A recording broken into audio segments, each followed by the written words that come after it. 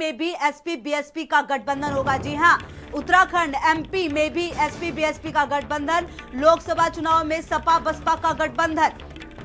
माया अखिलेश ने साथ लड़ने का फैसला लिया है। उत्तराखंड में सपा गढ़वाल सीट से लड़ेगी चुनाव। माया और अखिलेश ने साथ लड़ने का फैसला लिया है। उत्तराखंड में सपा गढ़वाल सीट से लड़ेगी चुनाव। गठबंधन में अखिलेश यादव को मिली 1 सीट। जी हां, गठबंधन में अखिलेश यादव को 1 सीट मिली है। बाकी सभी सीटों पर बसपा चुनाव लड़ेगी। मध्य प्रदेश में भी एसपी बीएसपी का गठबंधन। जी हां, मध्य प्रदेश में भी एसपी बीएसपी का गठबंधन।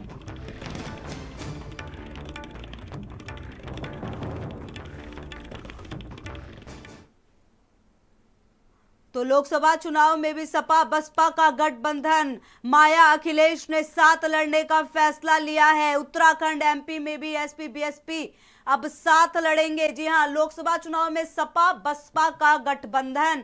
जी हां, ये कहा जा रहा था कि ये गठबंधन अब कितना आगे जाएगा और उसको एक कदम और आगे बढ़ाते हुए मायावती और अखिलेश यादव।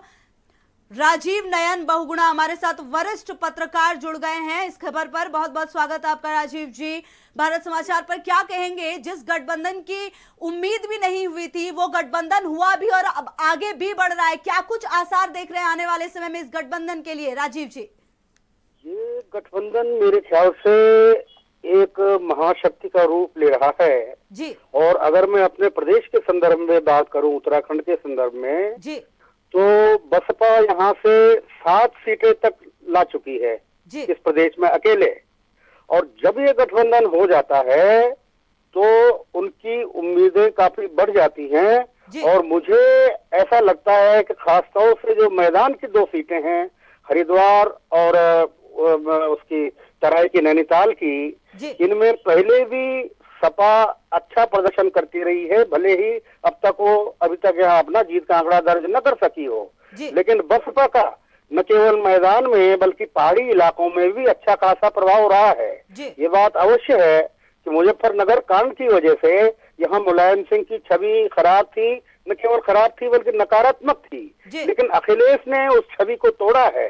और जो देखने में आ रहा है, जो सुनने में आ रहा है, जो बात सामने आ रही है कि मुलायम सिंह यादव और अखिलेश यादव में खटास बढ़ती जा रही है। ये खटास जितनी बढ़ेगी उतनी सपा बसपा गठबंधन के लिए फलदायी होगी, भाजपा के लिए नुकसानदेह। बहुत बहुत धन्यवाद। राजीव नयन बहुगुणा हमारे साथ वरिष्ठ पत्रकार जुड़े हुए थे और इसी खबर पर ज्यादा जानकारी के साथ फरमान अब्बास हमारे सहयोगी जुड़ गए हमारे साथ।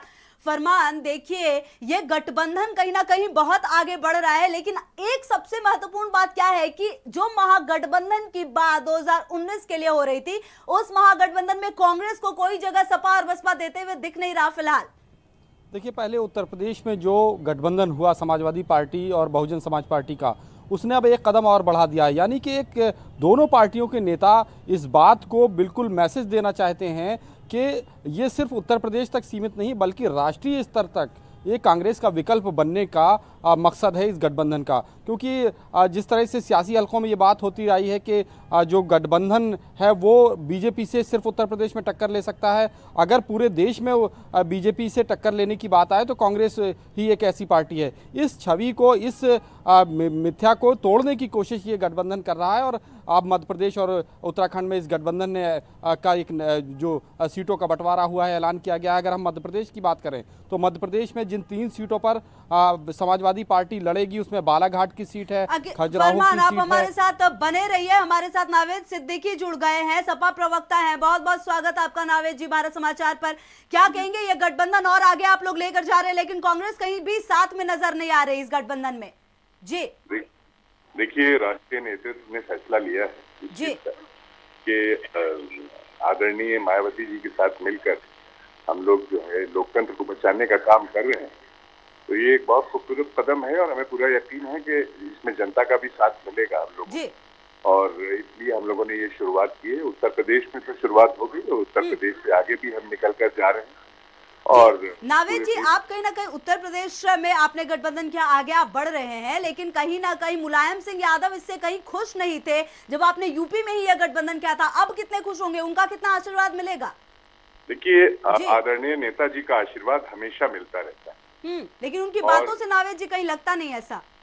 देखिए, कोई भी अक्सर जो होता है, आप हर घर में देखिए कि जो पिताजी होते हैं वो अपने सुपुत्र को वो थोड़ी बहुत डांट लगाना उनका हक बनता है, और अगर नहीं लगाएंगे तो फिर पिता और पुत्र का रिश्ता कैसा है। इसलिए वो इस नाते जो है वो अखिलेश जी से बात करते रहते हैं। लेकिन ये है कि आशीर्वाद उनको पार्टी के हिसाब से अगर आप देखें तो पार्टी के बढ़ने के लिए आशीर्वाद, और नेताजी ने ये हमेशा कहा कि अच्छा काम आप लोग कर रहे हैं और अच्छा कीजिए, और हमेशा ये कहते हैं कि और मेहनत कीजिए।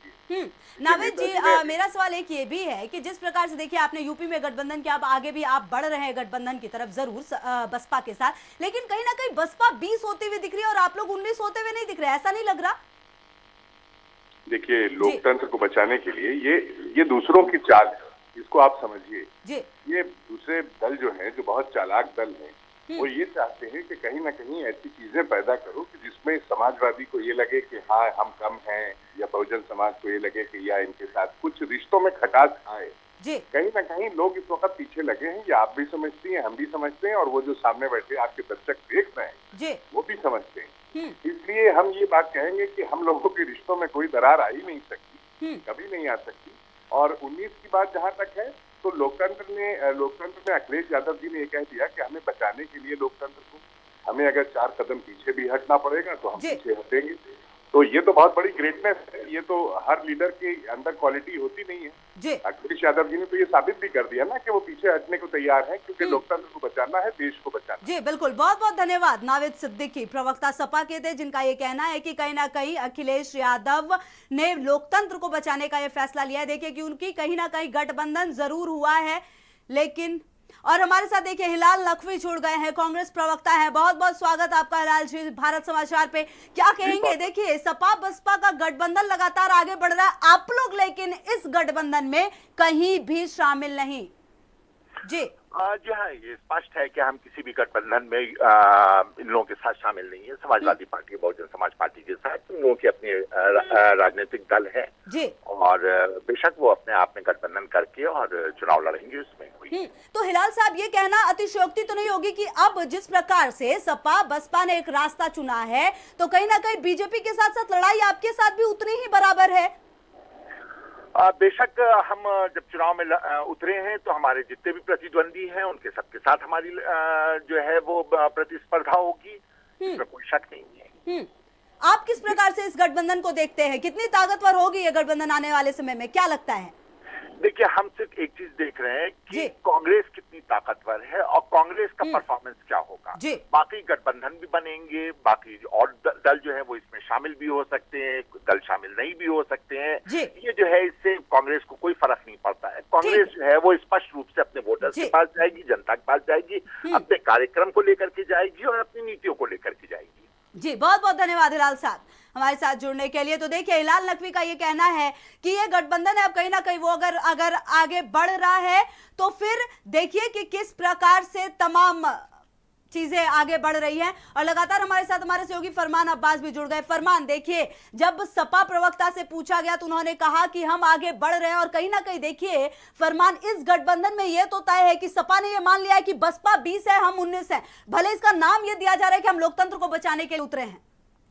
देखिए बिल्कुल एक बात, इस जो कदम उठा रहे हैं अखिलेश यादव या समाजवादी पार्टी जो कदम उठा रही है, उससे एक बात बिल्कुल साफ जाहिर कि अखिलेश अब एक मंझे हुए राजनीतिक की तरह अपने कदम बढ़ा रहे हैं, खासतौर से इस गठबंधन की अगर हम बात करें।